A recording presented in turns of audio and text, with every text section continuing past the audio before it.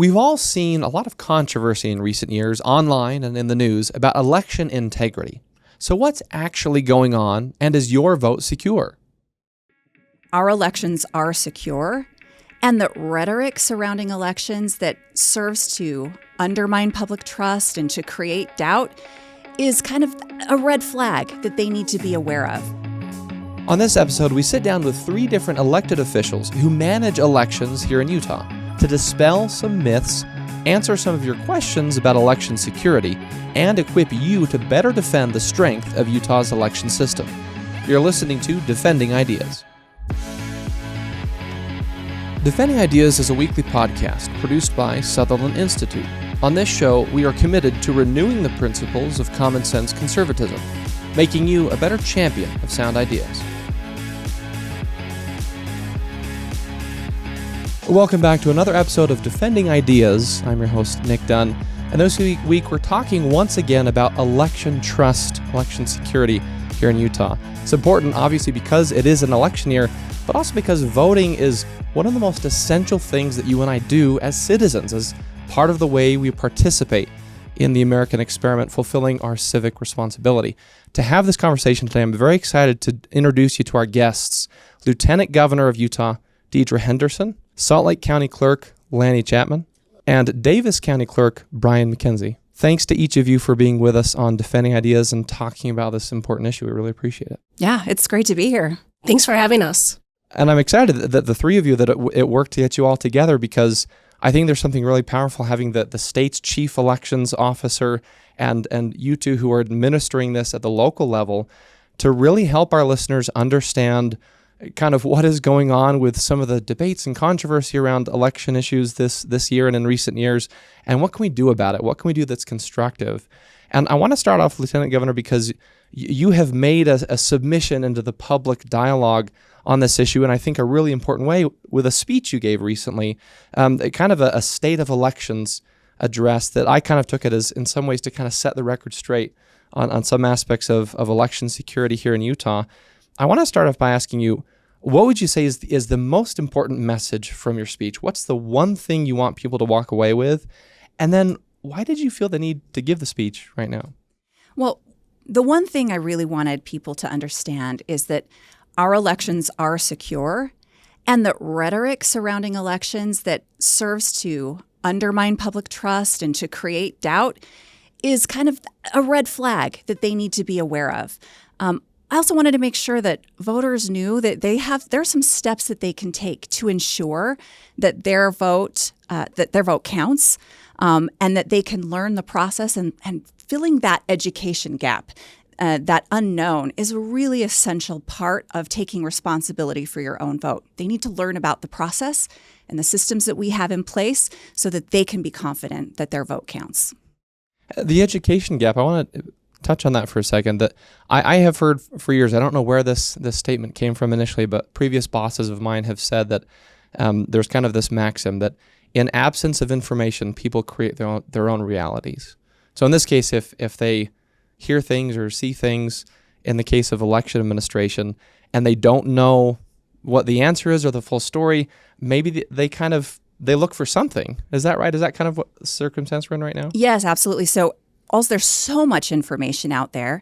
Every state does things differently. Every county, even to some degree, does things differently within our state. There are definitely some uniform things we do, but there's so much information out there and so many different places to get information. Most of it's bad information. And the problem is that the stuff that goes viral, the information that really gets people's attention, is usually wrong. Outrage and absurdity, it gets a lot more traction than boring old truth and fact and reason. And that's why I kind of became alarmed that the stuff that's getting viral and going wild out there, it's not true. We need to make sure that people have good information and recognize that often the good information, the reality is a lot less interesting than the absurdity and the outrage. Well, then we're in the right place, because we're talking with the folks who actually administer this stuff in Utah. And Clerk Chapman and Clerk McKenzie, I want to ask you, one of the things the Lieutenant Governor mentioned in her speech the other day was that, one, that kind of that shocking story of the envelope that was sent to your office but also kind of this notion that the folks who work in our election offices for years and years and years, right, going back as far as anyone can remember, just kind of did their job, did it well in relative anonymity. These are public servants who just want to do something important for our society. Have you seen a tone shift? Have you seen sort of that dynamic change where it feels like the work they do is different now because of this heightened environment we're in a negative way? Maybe Clerk Chapman, start with you. Sure. During my tenure in the clerk's office, I have seen the magnifying glass be put on elections, what we're doing, the policies, the procedures that we have in place to ensure we are running safe and secure elections and following the law. I'm also seeing a lot of rhetoric, like Lieutenant Governor Henderson was talking about, and the dis and misinformation that people have. And one thing that I always do is encourage people to come down. I know I can speak for myself and the other 28 clerks. We are very proud of the policies and procedures that we have in place and the heroes that are working with us, like you said, that come back election after election after election. These are your old first grade teachers. These are people you go to church with. These are, people that you see in the grocery store that walk their dog by your house. These are our neighbors that are helping us administer elections. I want people to come and see what we're doing and why we're doing such a great job here in Utah. In Davis County, what's your perspective there? I've been in elections for nearly 20 years now, and the saying has been over that period of time, a successful election is one that doesn't make the front page. We have for decades administered elections very effectively, and honestly, we would only get some attention if we had made a mistake. That dynamic has shifted now. There is intense focus on the elections. And even when we're doing a phenomenal job with very few mistakes or very few errors, there's a lot of skepticism. That skepticism is challenging for us in the election field because as Clerk Chapman mentioned, we have teams of individuals. Hundreds, thousands of people across the state are working to make these elections successful. These are citizens from our community. There shouldn't be this weird separation of, well, it's the government. Well, no, it's not the government. It is your friends and neighbors and people that you do all sorts of events with during your regular normal life that are administering these elections and involved in this process. Lieutenant Governor, one of the things you mentioned in your speech, and you articulated it at the beginning of this conversation as well, that, in fact, I think your quote from the speech was, Utah elections are secure and administered fairly, kind of full stop. In these recent years, with this sort of elevated focus and conversation that's been going on, if there are people who do have genuine questions or maybe genuine concerns, maybe if they're not in the category of just trying to sow doubt and division, but if they're in a perspective of, well, I saw something on the news about the last election, or I heard something on social media, and I don't understand that. Is that a security issue? Is that something we need to be worried about here in Utah? I want to, for a minute, kind of try to speak to those people and maybe give each of you a chance to say, if you were sitting down in the living room with somebody who, again, has genuine concerns or sort of earnest questions, they're just not sure, what's the message to them to sort of instill a confidence in Utah's election system? What's sort of the package of security protocols that if they understood, they'll say, okay, I get it. I feel better. Utah elections, I have trust in them now. Well, I think, first of all, if you have questions or doubt or don't understand something, that's okay. We expect that. We welcome questions. We want to help people understand what the process is. There are some people who just naturally trust things, and that's fine. There are some that are maybe a little bit more skeptical, and that's fine too. We want to help those people feel confident. Vote.utah.gov is a really great resource. That's our state website that has all sorts of resources, explanations on how voting works, how your ballot goes through the system, what checks and balances are in place to make sure that your vote will be counted and counted accurately. It also has other information, deadlines, other resources. You can go there. You can check your voter registration. You can register to vote. You can update your address. You can sign up to track your ballot. This is a key point right there. If you're worried that once you put your ballot in the drop box or you put it in the mail and you just don't have any idea if it's ever counted, well, you can know for sure that your ballot has been counted. And you can do that by going to vote.utah.gov. You can check the status of your ballot. And even more importantly, you can sign up to actually get notifications sent straight to your phone. You can get notifications that go straight to your phone to let you know when your clerk has mailed your ballot, when your clerk has received your ballot back, and when your clerk has counted your ballot. That's one of the things that I think is compelling is that as a voter in Utah, you can kind of own your own ballot, the process, to the extent that you can even decide how you turn it back in, right? You don't have to drop it in the mail. You can take it to a drop box. You can take it to a physical location. Maybe building on that kind of, you as the voter, you actually have more control and access to information than maybe people at times realize. Can we build on that? That plus security protocols. I mean, what are kind of the layers of things together to show that, our vote by mail system here in Utah, we've been doing it for a while, we do it well, folks like it, and it's secure. We have chain of custody documents from the minute that we pick up the ballots from the drop boxes, from the mail. Using in Salt Lake County, we use uniformed sheriff's office sworn officers to pick up. From that to the seals that we have in place, we have layers upon layers upon layers of checks to make sure that everything is done fairly, accurately, and according to law. I can speak to, again, all of the clerks. We work very well together to make sure that we have great policies and procedures. We share forms. We share great ideas to make sure that we're being as efficient, cost-effective, while maintaining the safety and security of the ballot. I'm so glad that you pointed that out. Among our county clerks, we have Republicans and Democrats that serve in those offices. I'm a Republican in my county. Lannie's a Democrat in her county, and yet we work so closely together, hand in hand, in so many things as we're talking about things that we're seeing and plans that we have in place, and learning from each other. That's the most important thing. And Lieutenant Governor Henderson has talked about this in multiple occasions of how elections continue to evolve. We continue to learn and we continue to improve.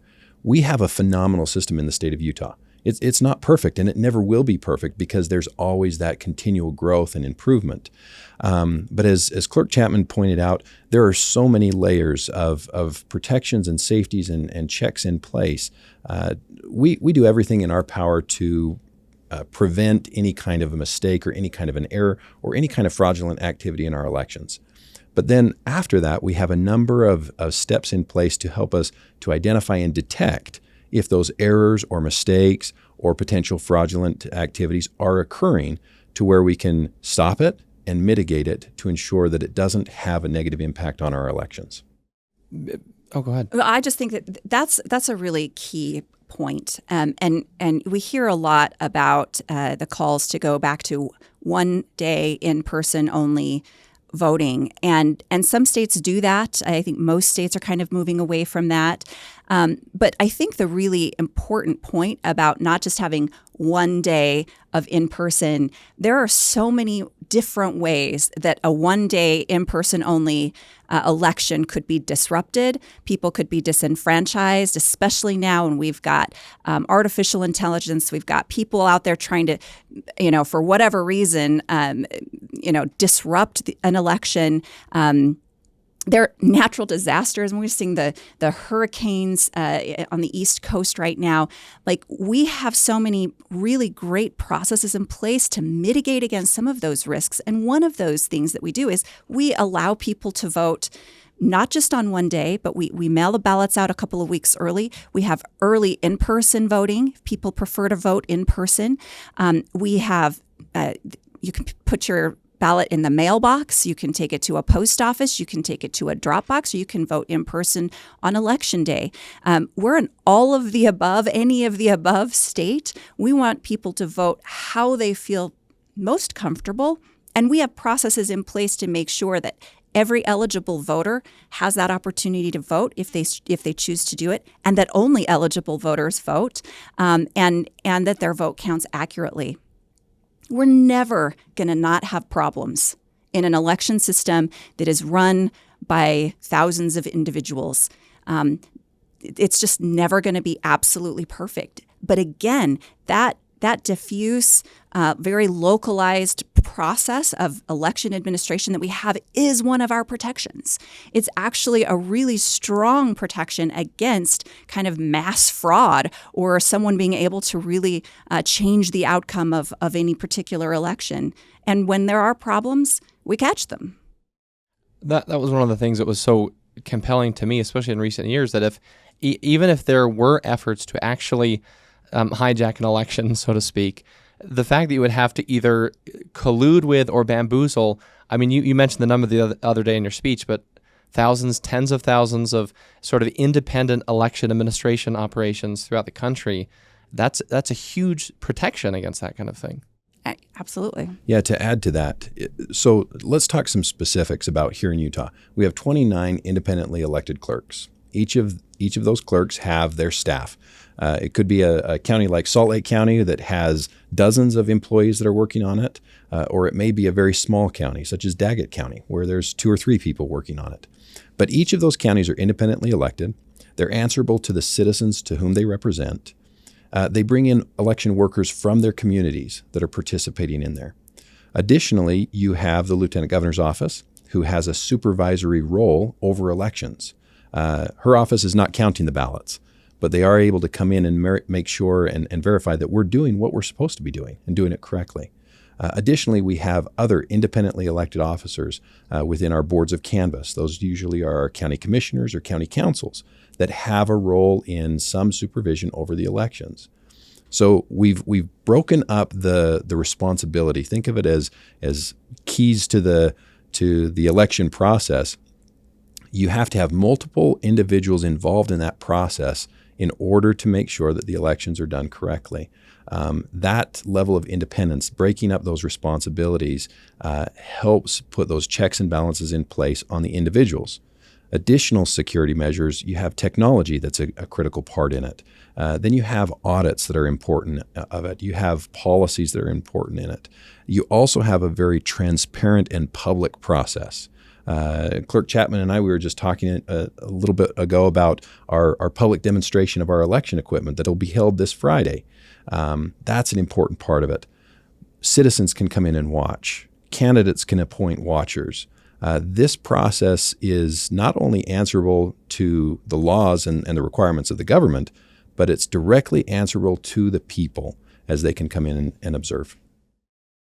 Clerk McKenzie makes some great points. Not only do we do a logic and accuracy test before every single election, we also have a post-audit election after every single election.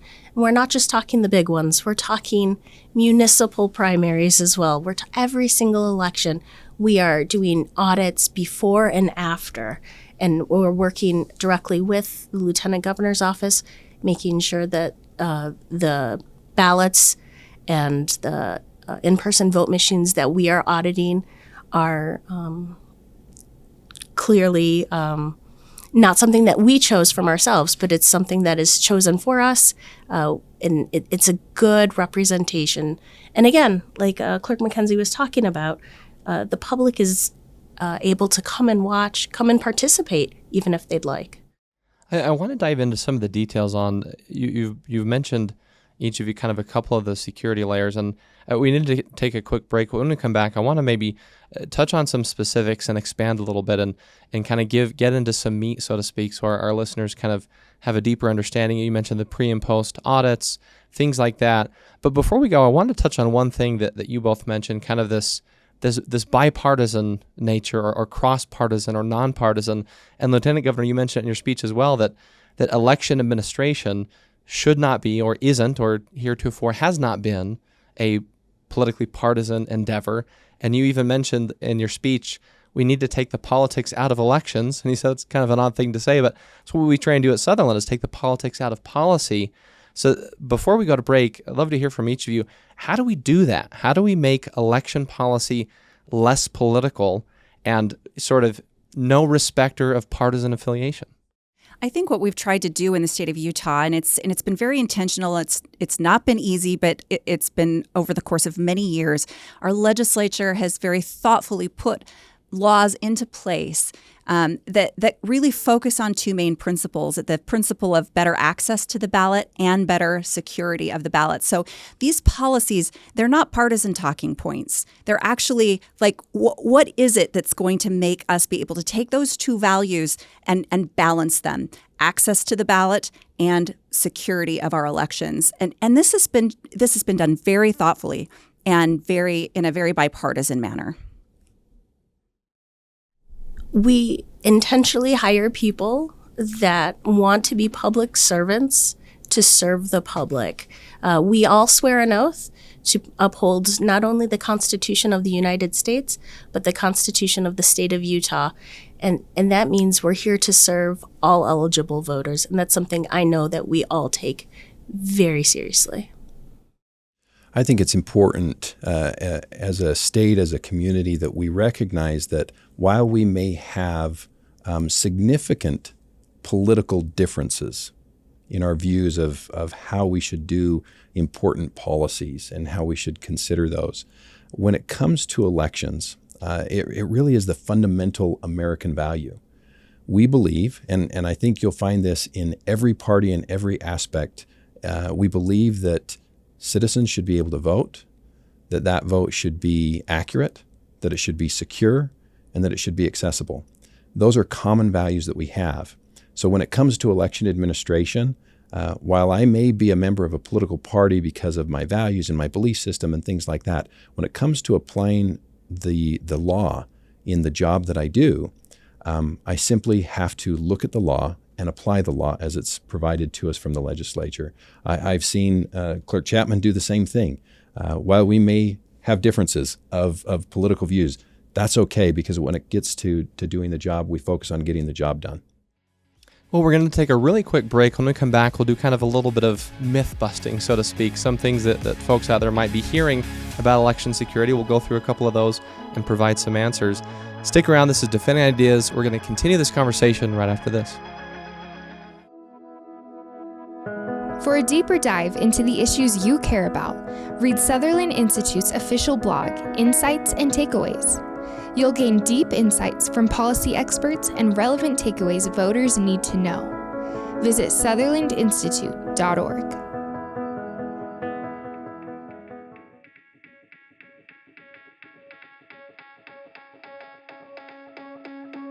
Welcome back to Defending Ideas. I'm Nic Dunn, and we're going to continue our conversation about election trust here in Utah with our panel of expert elected officials on the topic.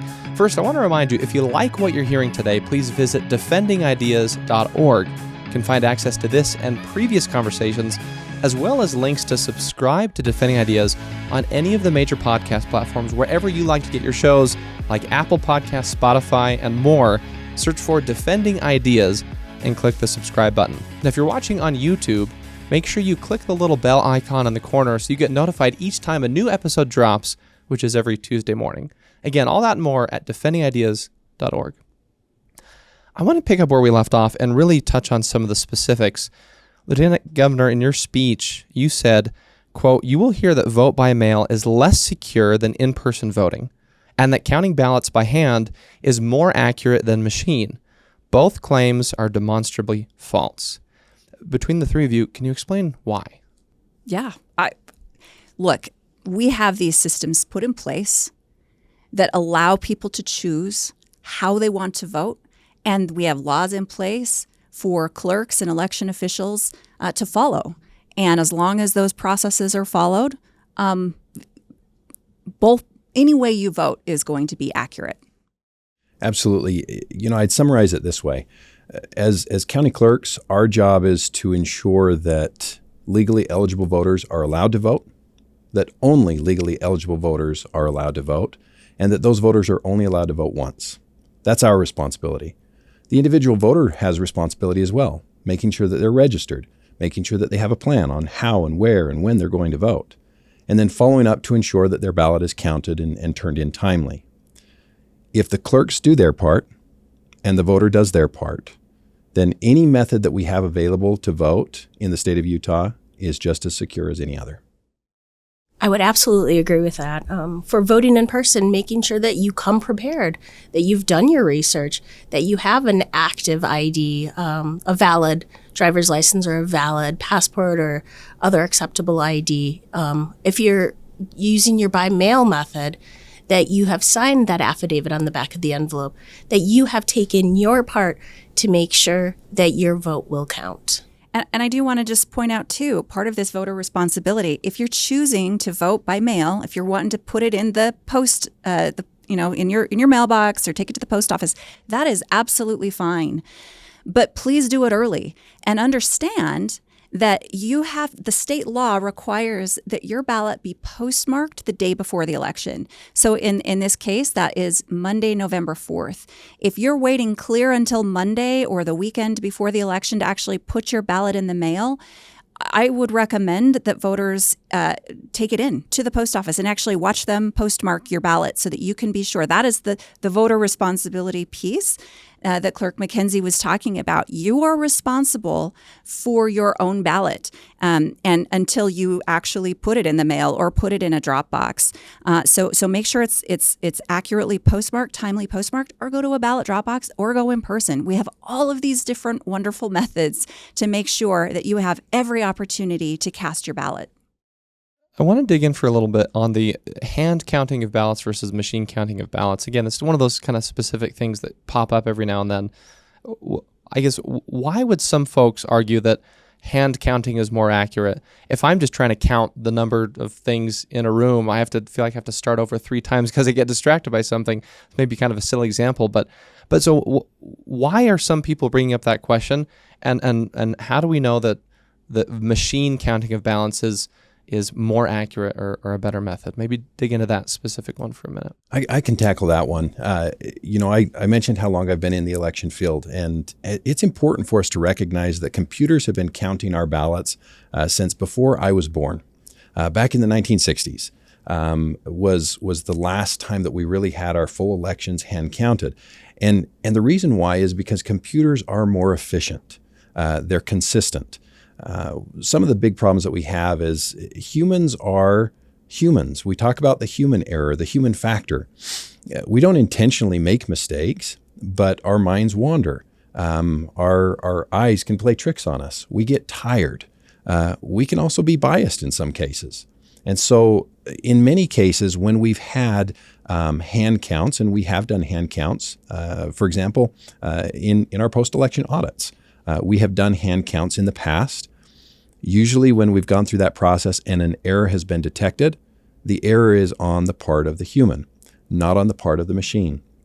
If a machine is programmed correctly and tested to verify its accuracy and is protected from any kind of outside influence, that machine will count consistently the way it's programmed to do it. So we do that here in the state of Utah with our machines. We test them, we program them, we test them again, then we run the election, and then we test them again to make sure that those machines were doing exactly what they were programmed to do, which is to count our ballots accurately. You hear, France, they vote, it's a paper ballot, they hand count, it's all the same day, they get election results. Why can't France can do it, why can't Utah do it? And I hear this all the time. I think there's a really important distinction between a vote for one race versus the ballots that we have in our elections here in Utah. And maybe, I don't know, Clerk Chapman there was a news story recently about the length of the Salt Lake County ballot. So can you describe your ballot, the ballot that Salt Lake County voters will get? And it'd probably be very similar to the ballots that most people get throughout the state. That varies a little bit throughout the state, depending on local races and local things that'll be on people's ballots. But it's not like we're electing the president of the United States and nobody else. Lannie, can you describe that? Exactly. This is the first time that we've had a 2-card ballot. And I'm not talking front and back of one page. I'm talking front and back of 2 18-inch cards, because we have that many candidates, including judicial retention, and that many questions that are on the ballot. which is lovely. We love to see participation. We love to see people throwing their hat in the ring and saying, I want to help my community. I want to do something more. It's great. However, this is something that it takes time. And on top of a 2-card ballot, because Salt Lake County has 983 precincts, you heard me right, almost 1,000 different precincts, we have over 200 different ballot styles. So that's just a conglomeration of making sure that people are voting on the representatives that represent them in their area. This isn't something that can be done overnight. This is not just one contest. This is multiple contests over a very large group of categories. And you try hand counting all of that? That's a lot of room for human error. Yeah. And, in my previous statement, I don't want to discount the value of the human check on the machines. In fact, part of the updated election policy is going to have a component of a hand count. I think there is value in that, making sure that those voting machines are doing the accurate work that we expect them to do. But we do know that utilizing technology allows us to do more work faster with a higher level of accuracy. Here in Davis County, we're going to have a 19-inch ballot, a 19-inch piece of paper, two-sided, anywhere from 20 to 30 or 40 different choices, different races that the voters will be marking. So just recognizing the value of technology, and then also the procedures that we have in place here in the state of Utah to go back and verify and confirm that technology is working as it's intended. And I don't mean to be the one, Nick, asking the questions here. No, you're the question asker, but I do think it's important for us to address why we're not going to have all of the results for all of these races on election night. That was actually one of my questions, so go ahead. Well, so what we in the state of Utah do, the legislature has allowed for our county clerks to start processing early votes. So when people get their ballots and they send them in, they put them in the drop box, they go vote early, our clerks can start processing those ballots. Now they're not going to know the results, they're not going to publish those results or tally those results until after the polls close on election night, but they'll have that all that processing is done. So those first results that come out after polls close at 8 p.m. on election day, those are all of those ballots that have come in early. But there's a lot of ballots that come in on election day too, or maybe even after if people kind of mail their ballots in late. So I would love the clerks to describe why it is that people need to be patient, why not every single race can be actually established, like who won officially on election night. Why does it take time, and why is that an important part of our process? Sure. For Salt Lake County, it's not uncommon for us in an election like this to receive 100,000 ballots on Monday, the day before Election Day, and Election Day. We are anticipating receiving hundreds of thousands of ballots, by-mail ballots, that we will process. We will do signature verification. We'll make sure that voter ID matches what it should match. We'll make sure that voter has only had the opportunity to vote once, and if they try to vote more than once, we will kick those out and deal with those as we do. We live in a society where we expect things so quickly. We order a pizza and we can go pick it up in 10 minutes. We go through the drive-through and get our favorite soda in a few seconds. With elections, we can give it to you fast, cheap, or accurate. You can choose two. We want to make sure that our elections are done accurately. And there is some misunderstanding. People think that, with vote by mail, we don't get the election results. Prior to vote by mail, you would not get any election results until 10, 11, 12 o'clock at night. Now with vote by mail, we do have a significant volume of the ballots that are already counted, that we're ready to release within minutes after the polls close. But we do have a number of voters who hold on to those ballots until that last day or two of the election. We need to count their ballots too. We've always had this time to count ballots, and it's an important process for us to go through and make sure that we've counted every ballot, that every ballot's been counted accurately, and that everything reconciles and balances to where we can double check the work before we finally certify the election results. Contrary to popular belief, the media does not declare the winner. Election officials declare the winner when we're done counting the ballots and certifying it. In the couple minutes we have left, I want to touch on one point because I think it's important. We hear at times claims of, well, why can't we audit our elections to make sure they're secure? And we do, right? We have, you mentioned kind of the pre and post audit. So I wonder if someone can give kind of just the flyby, here's what we do before the election. I understand there's kind of some dummy ballots just to make sure that everything's tracking and measuring correctly. Then at the end, when we already know the outcome, we kind of do a test again with ballots. So what's just the quick flyby of the pre and post audit process that is already happening to make sure that the votes are counted accurately? Yeah, the pre-election test, often referred to as the logic and accuracy test. It's a public test, but what we're doing there is we have a sample of every ballot that will be issued in our county, so one for every precinct. Additionally, what we have is we have a mark for every candidate, and we have ballots for each of those precincts that are blank and ballots that are overvoted as well. So what we're doing is we're testing the logics of the machine to correctly identify undervotes and overvotes, and also the accuracy of the machine to make sure that it detects the individual votes for each candidate. That's an important part of the pre-election test or the pre-election audit. The post-election audit, so after everything's been counted, a random sampling of our ballots are selected by the Lieutenant Governor's office. So we don't get to choose that ourselves. Again, this is done in a public process. We don't know what we're auditing until the morning of the audit. That sample is pulled, and we'll go through and do a physical inspection and comparison of the original paper ballot that was marked by the voter and compare that to the electronic tabulation within the system. Again, making sure that the accuracy of the voting machines is still in place and that integrity is still intact. And both of those are open to the public. Absolutely. Absolutely. And let me add a little bit more. The sample that we're asked to audit by the Lieutenant Governor's office typically isn't given to us until about 15 minutes before we start. So we're taking the first 30 minutes actually pulling which voting machines we're going to be auditing, which ballot by mail batches we're going to be auditing, pulling those with teams of at least 2 post-election auditors to review those. And again, we're looking at the screen to make sure that the machines are accurately counting versus what was tallied. So we're almost out of time, so I want to do my elevator question that I like to do. It's a 20-second version of it, so each of you will start with the clerks, and then Lieutenant Governor give you the final word. You're in an elevator with the average Utah voter, and they say, hey, you're one of those people who does election administration in Utah. I'm hearing a lot of stuff between now and Election Day. Tell me what you think. What's the one message you want the average Utah voter to walk away from this discussion that they will carry with them through Election Day throughout this process?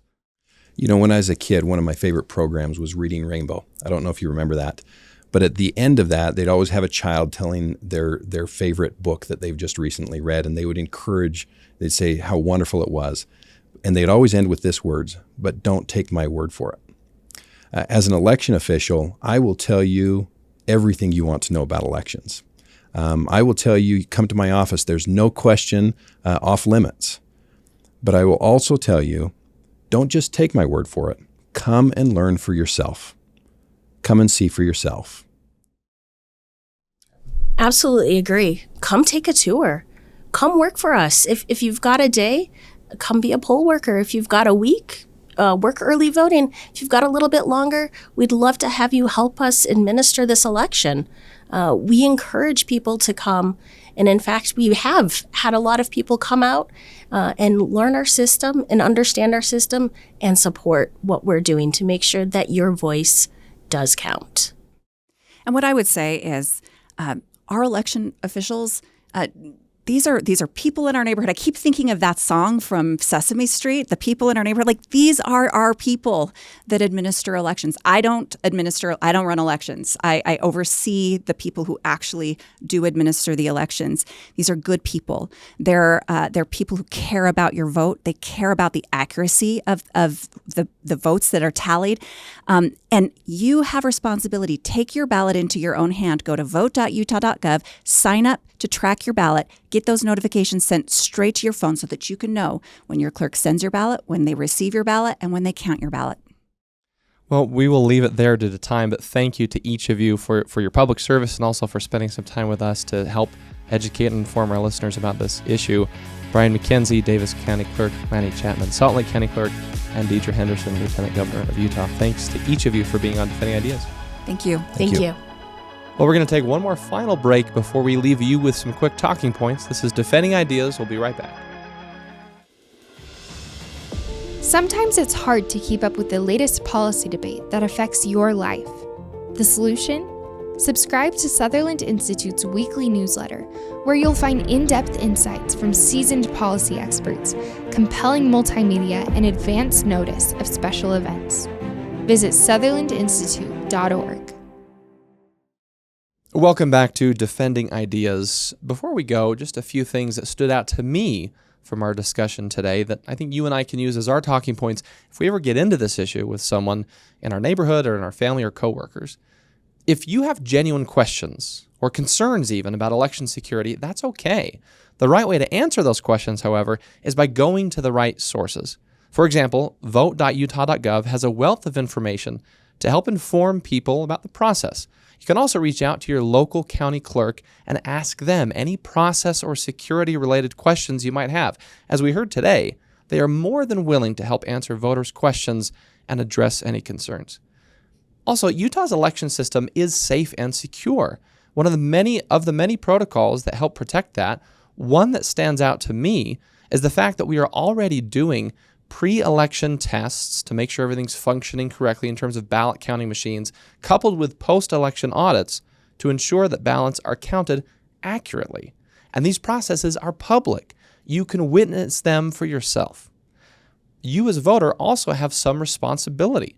You can direct how your ballot is submitted. You can even get tracking notifications so you know when it's counted. In addition, you can go tour your local county clerk office, or even volunteer to help with the administration of the election in some way.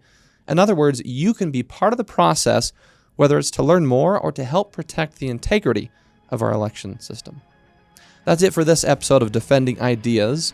If you enjoyed this content, please visit defendingideas.org, where you can access previous episodes and watch or listen on your favorite platform. And don't forget to subscribe to Defending Ideas on Apple Podcasts, Spotify, YouTube, or wherever you like to get your shows. And please share this episode on your own social media profiles or with a friend, a family member, or coworker, anyone who you think might find it interesting.